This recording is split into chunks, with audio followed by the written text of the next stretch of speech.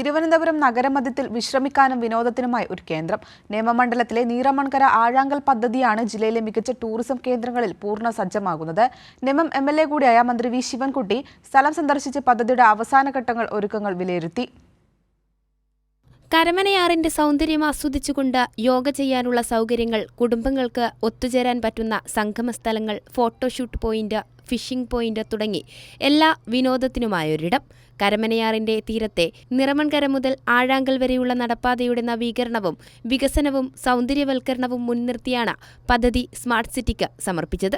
പദ്ധതി പൂർണ്ണ സജ്ജമാകുന്നതോടെ തലസ്ഥാന നഗരിയിലെ ഏറ്റവും പ്രധാനപ്പെട്ട ഒരു ടൂറിസം കേന്ദ്രമായി ഈ പ്രദേശം വികസിക്കുമെന്ന് മന്ത്രി വി ശിവൻകുട്ടി പറഞ്ഞു.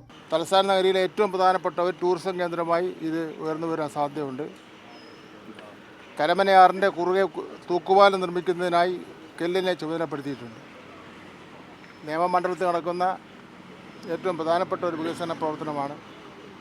ഞാനത് സന്ദർശിക്കാൻ വേണ്ടിയാണ് ഇവിടെ എത്തിച്ചേർന്നത്. ഒരു മാസത്തിനകം പൂർണ്ണമായി തന്നെ ഇതിൻ്റെ പണി പൂർത്തീകരിച്ച് ഉദ്ഘാടനം നിർവഹിക്കും.